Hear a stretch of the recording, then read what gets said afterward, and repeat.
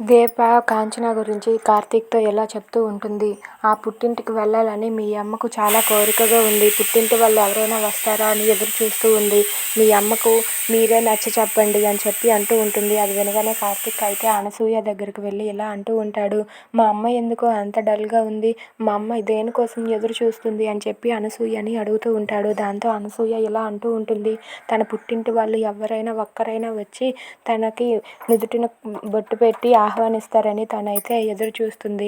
అందుకే మీ అమ్మ అలా ఎదురు చూస్తూ అక్కడే అలా గుమ్మం వైపు చూస్తూ ఉంది అని చెప్పి అంటూ ఉంటుంది. అది వినగానే అక్కడ ఉన్న కార్తీక్ ఒక్కసారిగా షాక్ అయిపోతాడు. ఏంటి అమ్మ, ఇంకా నువ్వు ఎన్నాళ్ళని ఆ గుమ్మం వైపు చూస్తూ బ్రతికిపోతావు?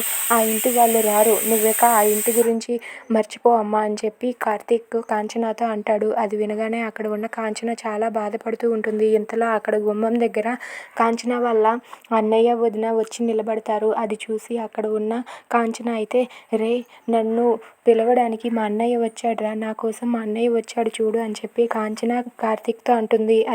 అది వినగానే దీప కార్తీక్ అటు చూసి ఒక్కసారిగా షాక్ అయిపోతారు. ఇక అక్కడ ఉన్న వాళ్ళ గ్రాని ఇలా అంటూ ఉంటుంది.